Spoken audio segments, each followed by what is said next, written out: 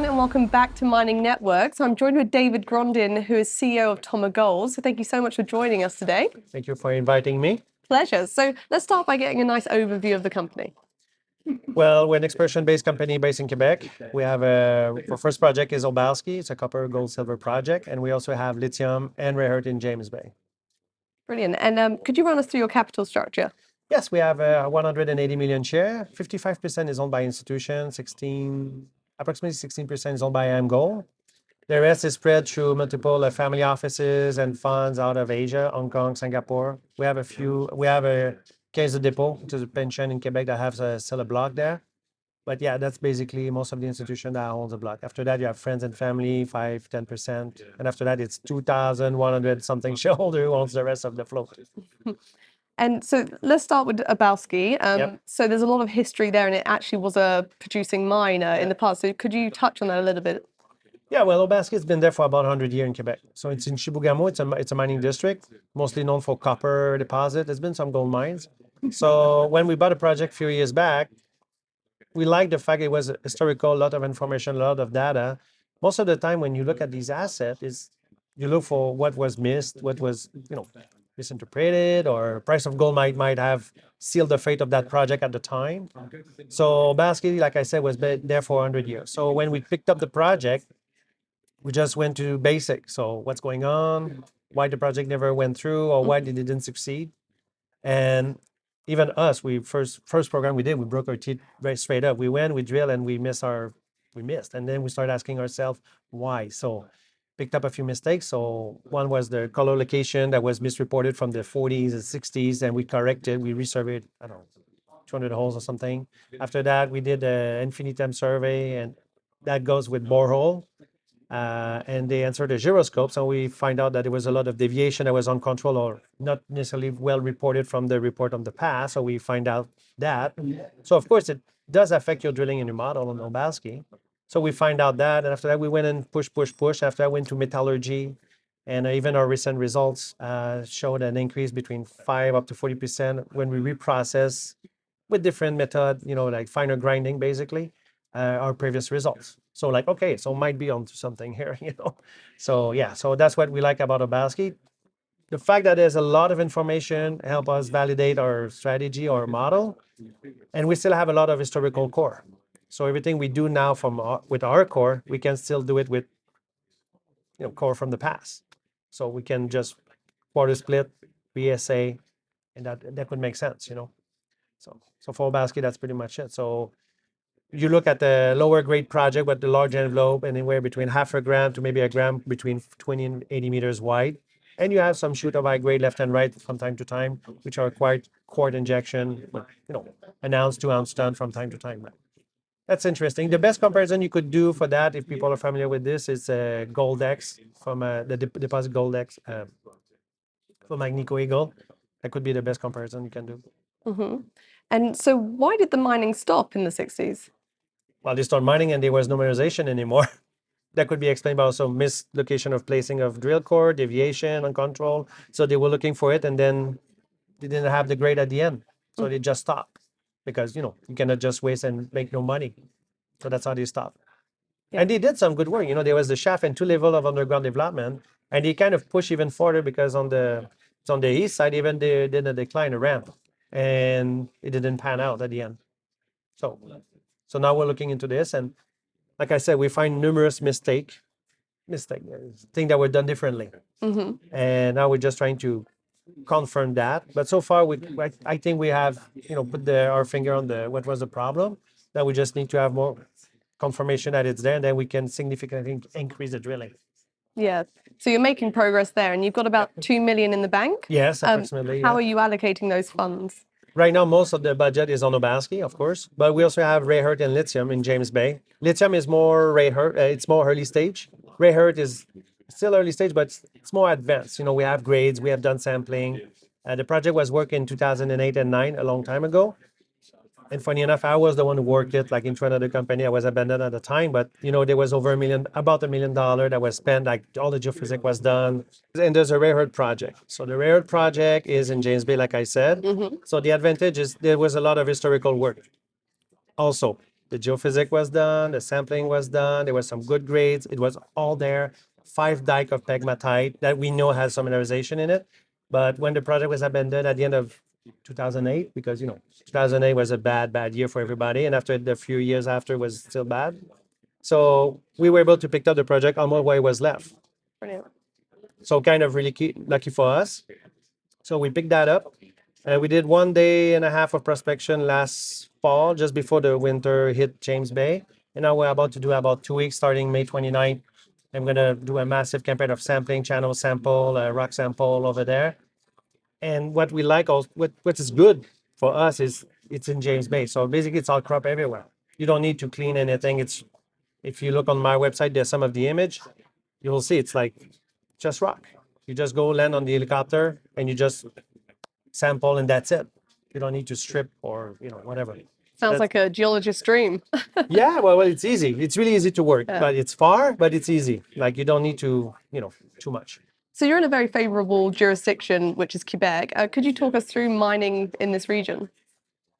Well, Quebec is one of the most favorable place to work. The two camps, let's say Chibougamau, it's a mining district. Like so many big players, you have IAMGOLD in the area, Agnico in the general area, you have Troilus, you have Doré Copper.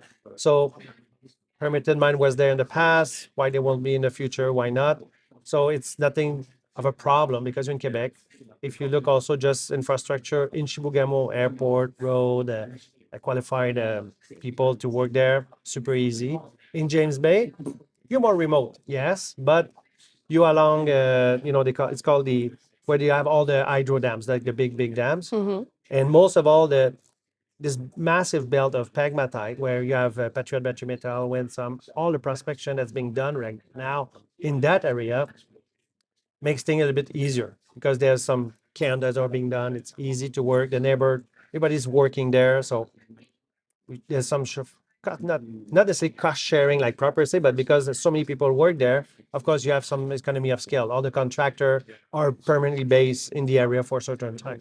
So it's kind of good, And it's Quebec, so basically you know what are the rules. You do your claim, you do your reporting properly, and everything should be fine, Yeah, of course, you don't want to abide by the rules, you have issue, but if you respect the rule, you're fine, It's not, yeah. Yeah. And what sets your team and yourself up for success? Well, I was a banker before. I've been in the industry for 15, 17 years and almost. Andre, my geo, is 68. He's been there 40 years plus. On the board that was reshaped November 2020, you have mining veteran or capital market people that are running other public co. On the advisory, I have, let's say, Claude Larouche and George. They are retired engineer, but they are 70 plus. So they've seen every rock and, either in Abitibi or in Red Lake, where we are also, like 50 years each. So they are highly competent people that, basically I've seen a lot and have a lot of experience at this. And it's not always the easiest project. Sometimes it's easy to work, but sometimes it's like we're doing now in Obalski. It's very complex. So we have good resource and we had success in the past. Like quick note, Monster Lake, that was basically the first project of Toma. It was a project that was worked by the Quebec government arm, like SOQUEM. And at the end of the 90s, it was abandoned for lack of potential. But he spent, 15 million? There was a lot of work done on that project. So they abandoned it. And we picked it up and we drilled and we discovered a deposit. It's not because in the past it was abandoned, it's not good anymore. Like I say, Obalski and all the other ones, it's what you've learned in the past and always put the context around it. Price of commodity or, the philosophy of exploration. So at the end, because we know the people that were working there, they were looking for something shallow surface. But if you would just go 50 meters deeper, the juice was all there. So we just started to drill, and after with the JV with IAMGOLD and got picked at the end, bought out by them. So Obalski, we have the same idea or hope it's going to happen, but we're just systematic. We would like to go faster, but sometimes faster is not always better. So we just need to make sure, like it's like we open 20 cans. We just need to flip them back, like just close them one by one. Otherwise, it leaves too much possibility, So we figured out like I said, color location and metallurgy, refractory. We're doing one by one. Yeah. because a lot of things can be explained that way. After that, if it is what it is what it is. But at least nobody cannot say, oh, you haven't done this, and it was so obvious. Yeah, So yeah. we've done everything at the end. So, So talk me through what investors can look out for over the next 12 months from you guys. oh, a lot of results. We're currently drilling on Obalski, so we're pending results. We've reassayed. We talked about that before. So basically, when we did the finer grinding, we came back with some results plus about 40% on certain case. So that was done on 120 samples reject. So now we're doing on 300. So there will be result for that. So result from drilling, result from reassay, which is right now, kind of this window in the next few weeks, months. The summer drilling campaign for the Baird and the Lithium, and the result coming out of it. And if we're lucky enough, well, the Baird and Lithium, if the results are good, we can probably do a second run by the end of the season, if we have time. And after that, everything will be based on what's going to happen based on the result of the drilling and the reassay. For example, if the reassay is good, I still have tens of thousands of historical core. I can quarter split and reassay. We run at the lab, finer grinding. So that generates a lot of news, a lot of work. And if the drill campaign is good or can be explained of some of what we saw recently, then more drilling. So result drilling, but quite a lot because we have kind of 3 assets to promote, and Yeah. there's a side project, the regrinding and everything. That's something for Obalski that's going to be taken care of. So it's a lot of result and news flow for the investors. Yeah, and how does this regrinding affect the economics of the project? Well, look, if you grind finer and you're able to recover, let's say, anywhere between 15 up to 40%, that's, if you look at the last result on the chart, you will see that it's always for the grades that are lower. Of course, if I have a VG, like the one that 1 ounce, 2 ounce, this thing goes off the chart left and right. It goes up, it goes down. Yeah. It's not really, I cannot take this as a proper example. But if I take everything from 0.3, 0.5, 1 gram to a gram ton, if I say I have a 40% increase, that's significant, right? If you look at on our chart of the whole 15A, if I remember, on the chart is row number 2 and 3. Okay. You will see that the high grade, if you take the composite over 20 something meters, if you have the 71 gram, technically the intersect goes down. But if you take it out, which basically will have only the smaller grade, it goes up 15. So that tells me that without having to drill one more hole, I can bump maybe 20, 30, 40% more what I have right now. Yeah.